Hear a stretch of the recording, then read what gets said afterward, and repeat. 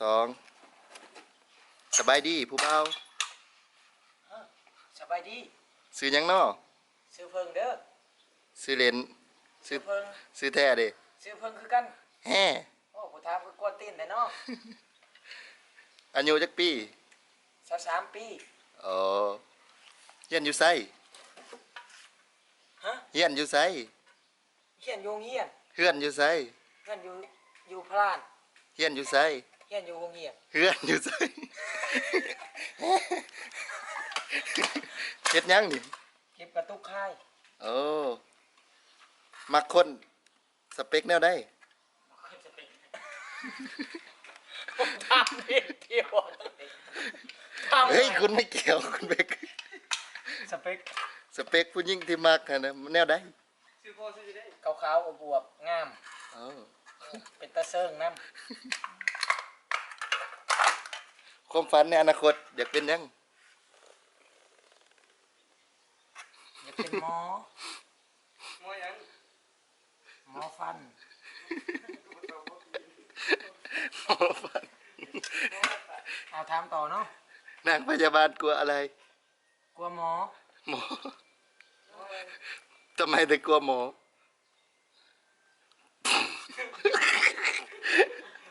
ขยะกลัวหมอฟันคุณมาทำอะไรที่นี่อ้าวเก็บกระตุกขายอ้าวเก็บขายเก็บหรือมาหลักของเขาโอ้ยอย่าปากจะคอเขาจะได้ยินตัวสิไปใส่เดี๋ยวนี้เมื่อพ่อเหรอบ่จะมาถามคอยต่ออยู่บ่ฮะเมื่อใส่เมื่อห้องอยู่ใส่นี่เด้เป็นยังตัวอย่างออมเอาก็ถามแล้วมันเป็นยังตกจอยฮะเป็นยังคือจอยสูบยาบ้าฮะจะบ่ย่านบ่ก็ถ่ายคลิปจะนี่มึงบ่ได้เห็นยังเอ้าถ่ายลงไงคนมึงจะคือกะบอกแน่นี่เขาบอกหยอกมึงนึงนี่บ่นับเริ่มใหม่ทำใหม่เนาะเป็นยังคือจอยเป็นนับกรรมพันธุ์เนาะอ๋อเป็นยังคือจงหนวดอ้าวจงหนวดกับพิษอีกแล้วบ่นี่ฮะเอาแล้วถามนะยักจงอ๋อเป็นยังคือมักบอกว่าอากอยกอยเขาจะเว้ากับพิษตัวยังพิษตัวบ่นะเลยสิย่างไปได้ทางไหนเอาก็ย่างมานะแม่ก็สัมผัสเฮาก็ให้สัมผัสไปเอาย่างต่อแม่พ่อแม่ซื้อยังพ่อแม่ซื้อยังพ่อใส่แม่ซูนโอ้ได้ดิถ้าไม่ยังอย่ากูอีช่างใครจะกูไปนำไปอยู่กับเฮาไปได้ทำเรื่อยๆจะมากินยังพิซซ่าอะไรยังพิซซ่าตำมะฮุงหน้าตำมะฮุงยังสิทำยังกระทำมันนะแม่ของโปรดดิอ้าวกะลีแน่ของหวานอันอ้อยแน่ทำอีกนะแม่แน่จะยังให้เขาทำยังแน่จะทำเรื่องยังกระทำแฟนซื้อจังได้แน่บ่ทำไปนี่ครับบ่เว้าบ้าซอยังนี่กล้องวงจรเปิดก็เห็นแน่อยากให้ตลกวันนี้ว่ากล้องวงจรปิดนี่แน่แฮ่เอาทำอีกนะแม่นะจะให้ทำยังอีกวันนี้ทำมานะทำมานะแม่นะบอกให้ทำมากับบ่ทำเขาทำเจ้าขึ้นได้บ่นี่ทำมา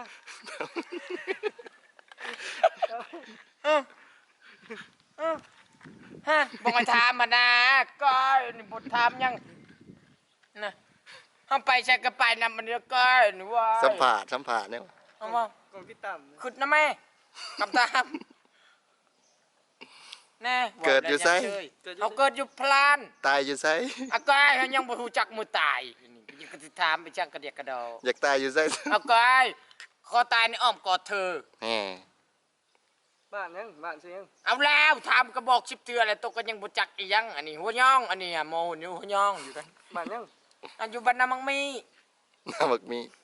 ง่ายสีระบบมักมีบ่าวบินนี่กันเลยอากายมันมวนแล้วนี่จะเป่าอีช่างอันนี้เขาจะไปเก็บกระป๋องต้อนี่จะสะพาดยังสิไปขายอยู่ไสขายหันเวียดเขาชื่อโลละเท่าไหร่อากายเขาก็ยังบ่จักเขาก็ครั้งแรกเขาเก็บ มาค่ายอันนี้ว่ามาเว้านะแม่อ่ะ สุดท้ายนี่อยากฝากหยัง พากให้ไป ฝากให้คนเบิ่งด้วยอ้าวมีคนเบิ่งอีกบ่ อ้าวมีคนเบิ่งอีกบ่นี่นะฮัลโหลเขาจะพากยังเขากลับมาแล้วได้นี่ทำอีกนะแม่ กลับมาแต่ไส เขากลับมาติทีนะสิคอยติทีออกมาบันไดแล้วเพื่อสิออกใดก็จนหมดเงิน นี่อาชีพแน่ แน่คนอยากเป็นหมอ อยากเป็นหมอ เกี่ยวกับป้องเพิ่นหยัง อ่ะเลี้ยงสีทุกมือนี่อันนี้ยังบ่ทันหอดอนาคตเอาก็เก็บกระป๋องขายก่อน เงินเดือนตัวได้ อะก็ให้เงินเดือนตัวจะท ตัวได้เดี๋ยวเขา ำอะก็ให้ผมบ่อยากขี้โมนะ2,000 โอ้2,000 เดือน 2,000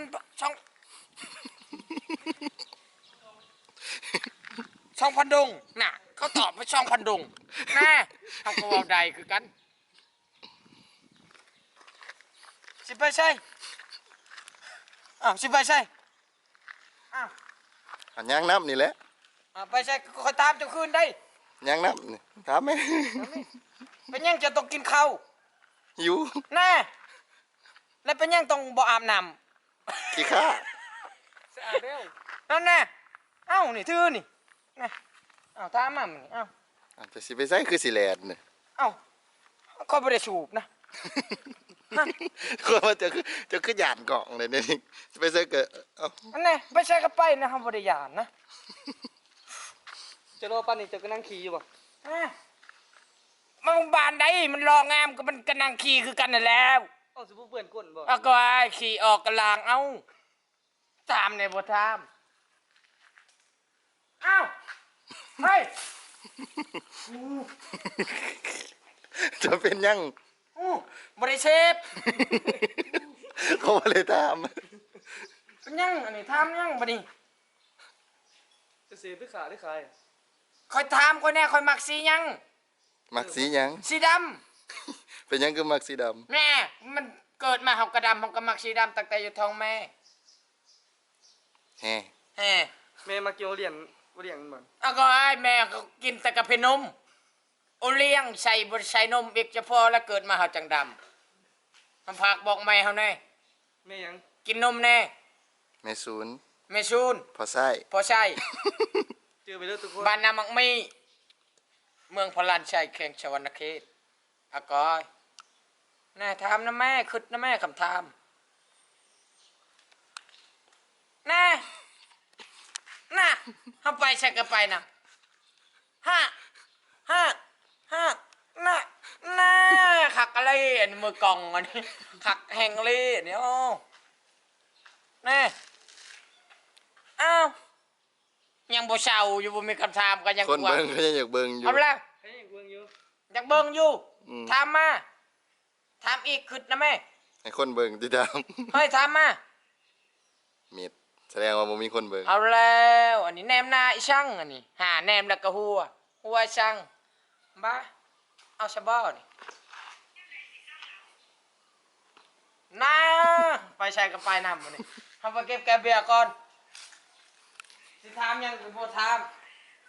ของเจ้าว่า ห้องเขา คือไปเก็บเด้อ อ้าวก็แกเบียร์เขาอยู่เขามือบาน เอาไปว่า หลักรู้แล้วชอช่างนะถ้าเขาอยู่ในห้องเขากระดาเขารู้แล้วนี่เขาเมื่อซื่อๆนะ เป็นยังกินเหยื่อกระป๋องลง เอ้อ เป็นยังกินเหยื่อกระป๋องมันแปลก อยากให้มันได้ลาย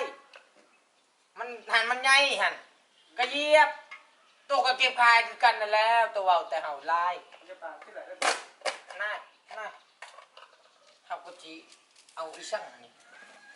เงินเดือนกับ2-3 พันเหรียญเขาจะเก็บกระป๋องคายซื่อๆเขาจีชอยังเอาเบียร์ยังอยู่เขาจะกินใช่บ่นี่ก็ยาแล้วเขา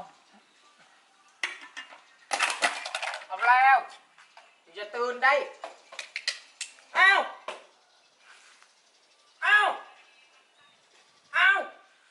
อะไรวะถามมามือกล้องกูจะถามอะไรก็ถามมา